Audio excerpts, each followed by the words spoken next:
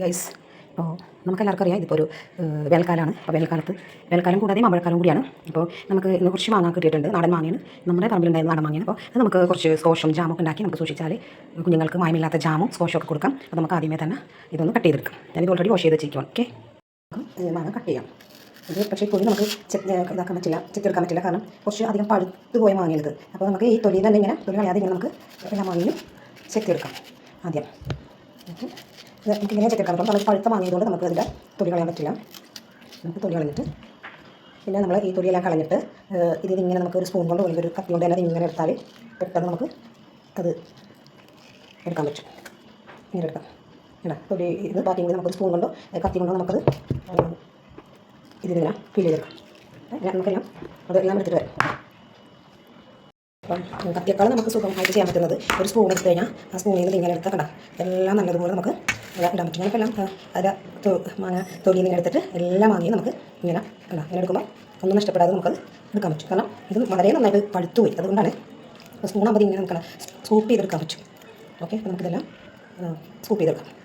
Okay, നമ്മൾ എല്ലാം വാങ്ങിയും തൊലി കളഞ്ഞ് അതിൻ്റെ ഇത് മാത്രം എടുത്ത് ദശ മാത്രം എടുത്തിട്ടുണ്ടെങ്കിൽ നമുക്കത് മിക്സിൻ്റെ ജാറിലിട്ട് അരച്ചിട്ട് വരാം. ഓക്കെ, അപ്പോൾ നമ്മൾ മിക്സിൻ്റെ ഒരു ജാറെടുത്ത് അതിലേക്ക് നമുക്ക് കുറച്ച് അധികം ഉള്ളതുകൊണ്ട് നമുക്ക് കുറച്ച് ഇട്ടിട്ട് അരച്ചെടുക്കാം. പിന്നെ നമ്മളിതിൽ വെള്ളം ഒഴിക്കേണ്ട ആവശ്യമില്ല, കാരണം ഓൾറെഡി ഇതിനകത്ത് വെള്ളമുണ്ട്. ഇപ്പം പുറത്തെ വെള്ളം നമുക്ക് ഇതിൻ്റെ ആവശ്യമില്ല. അപ്പോൾ നന്നായിട്ട് നമുക്ക് അരച്ചിട്ട് വരാം. ഓക്കെ, ഒരു പ്രാവശ്യം നമ്മളിത് അരച്ച് കഴിഞ്ഞു. ഇത് നമുക്ക് ഒരു പാത്രത്തിലേക്ക് ഈ ബാക്കിയുള്ളതും കൂടി നമുക്ക് അരച്ചെടുത്തിട്ട് മാങ്ങ എല്ലാം അരച്ച് അതിൻ്റെ ഇതെടുത്തിട്ടുണ്ട്. ഇനി നമുക്ക് ബാക്കി കാര്യത്തിലേക്ക് പോകാം. അടുപ്പിലേക്ക് വെച്ചു. അതിലേക്ക് ഒരു 1/2 കിലോ അളവിൽ പഞ്ചസാര, നമുക്ക് ചിലപ്പോൾ മധുരം കൂടുതൽ വേണമെങ്കിൽ കൂടുതലിടാം. എന്നിട്ട് 1/2 കപ്പ് വെള്ളവും നമുക്ക് ഇതിനകത്തോട്ട് ഒഴിച്ചു കൊടുക്കാം. ഫ്ലെയിം ഓണാക്കി ഇതൊന്ന് അലിയിക്കാൻ വെക്കാം. അലിഞ്ഞ് വരട്ടെ. അങ്ങനെയിപ്പോൾ നമ്മുടെ പഞ്ചസാര പാനി തിളച്ചു തുടങ്ങി. 2-3 മിനിറ്റ് 4 മിനിറ്റ് കൊണ്ട് തിളച്ചു. ഇനി നമുക്ക് അതിലേക്ക് നമ്മൾ അരച്ച് വെച്ചിരിക്കുന്ന മാങ്ങയുടെ പൾപ്പിടാം. നമ്മൾ മാങ്ങയുടെ പൾപ്പ് അതിനകത്തേക്ക് ഇട്ടും പിന്നെ നമ്മൾ ഇളക്കിക്കൊണ്ടേ ഇരിക്കണം. കൈ വിടരുത്, കാരണം അടിയിൽ കട്ട പിടിക്കാൻ സാധ്യതയുണ്ട്. ഇതിലേക്ക് ഒരു 1/4 കപ്പ് വെള്ളം കൂടി മാങ്ങയുടെ പൾപ്പ് കഴുകി ഒഴിച്ച് കൊടുക്കാം. എന്നിട്ട് നമുക്കത് നന്നായി ഇളക്കിക്കൊണ്ടേ ഇരിക്കണം. കൈ വിടരുത്, കാരണം അടിയിൽ കട്ട പിടിക്കാനുള്ള സാധ്യതയുണ്ട്. നമ്മളതൊരു 3-4 മിനിറ്റ് 4-5 മിനിറ്റ് ഇങ്ങനെ ഇളക്കി കൊടുക്കണം. അല്ലെങ്കിൽ ഇതിൽ അടിക്ക് പിടിക്കാൻ അടിയിൽ കട്ട പിടിക്കാനുള്ള സാധ്യതയുണ്ട്. നന്നായിട്ട് നമുക്ക് ഇളക്കി കൊടുക്കൊണ്ടിരിക്കാം. മാങ്ങയുടെ നമ്മളിട്ട പൾപ്പ് ഇങ്ങനെ തിള വരാനായിട്ടുള്ള ഇതിലേക്കാണ് തിള വന്നുകൊണ്ടിരിക്കുന്നു. നമ്മൾ ഇളക്കിക്കൊണ്ടേ ഇരിക്കണം, കാരണം ഇത് അടിയിൽ കട്ട പിടിക്കാൻ ചാൻസ് ഉണ്ട്. ഇത് നന്നായിട്ട് ഇളക്കി കൊടുക്കണം. കട്ട കൂടാതെ നല്ല ഇതായിട്ടത് മിക്സായി വരണം, കട്ടകളൊന്നും ഇല്ലാതെ. അപ്പോൾ നമ്മൾ നന്നായിട്ട് ഇങ്ങനെ ഇളക്കി കൊടുക്കൊണ്ടേ ഇരിക്കണം. തിളച്ച് വന്നു കഴിഞ്ഞു അങ്ങനെ തിള വന്നു തുടങ്ങി. ലൈറ്റിൻ്റെ പ്രശ്നം ഉള്ളതുകൊണ്ട് നമുക്ക് തിള വന്നു തുടങ്ങി. 3-4 മിനിറ്റ് നമ്മളിങ്ങനെ ഇളക്കി കൊടുക്കൊണ്ടിരിക്കാം.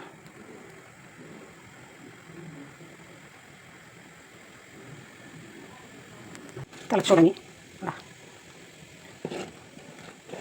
അങ്ങനെ 2-3 മിനിറ്റ് കൂടി ഇളക്കി കൊടുക്കുക. മാങ്ങ നല്ല കളറാണ് കേട്ടോ. ഇത് നമ്മുടെ ക്യാമറേൻ്റെ എന്തോന്ന് നല്ല ഗോൾഡൻ യെല്ലോ കളറുള്ള മാങ്ങയാണ്.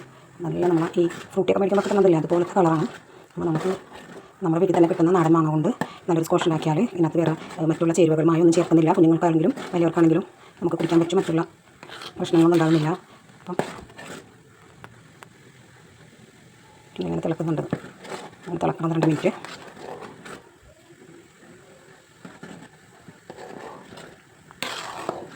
അങ്ങനെ ഇപ്പോൾ നമ്മുടെ സ്കോഷ് ഇവിടെ റെഡിയായി ചൂടൊക്കെ ആറി. ഇനി നമുക്കൊരു ഗ്ലാസിൻ്റെ ബൗളിലേക്ക്, അല്ലെങ്കിൽ ഗ്ലാസിൻ്റെ ജാറായാലും അല്ലെങ്കിൽ ബോട്ടിലായാലും മതി, അതിനകത്തേക്ക് നമുക്ക് ഒഴിച്ച് നിറച്ച് വെക്കാം. നമുക്കിത് ഗ്ലാസിൻ്റെ ജാറാകുമ്പോഴത്തേക്കും കുറേ 2 മാസമൊക്കെ ചീത്താകാതിരിക്കും. അപ്പം ഇതാവശ്യത്തിനെടുത്ത് നമുക്ക് കുടിക്കാം. ഇതിൻ്റെ കൂടെ ഐസിട്ട് ഒരു ഗ്ലാസ്സിൽ വെള്ളവും ഒഴിച്ച് ഇതാവശ്യത്തിന് ചേർത്ത് നമുക്ക് കുടിക്കാം. പിന്നെ ഞാൻ ഇതിൻ്റെ ഇടയ്ക്ക് ചെയ്തുകൊണ്ടിരുന്നപ്പോൾ ഒരു കാര്യം പറയാൻ വിട്ടുപോയത്, നമ്മളിതിനകത്ത് 2 ലൈമിൻ്റെ ജ്യൂസ് ഇത് തിളച്ചുകൊണ്ടിരിക്കുന്ന സമയത്ത് ഞാൻ ആഡാക്കിയിട്ടുണ്ടായിരുന്നു. അത് പക്ഷേ വീഡിയോ പിടിച്ച് അത് സ്കിപ്പായി പോയി, അത് ഇതിനകത്ത് വന്നില്ല. കാരണം ഞാൻ ഈ ഒരു കൈ കൊണ്ട് തന്നെയാണ് ഫോൺ പിടിക്കുന്നതും ഇത് ചെയ്യുന്നത്, അതുകൊണ്ട് സംഭവിച്ചതാണ്. എല്ലാവരും ക്ഷമിക്കുക.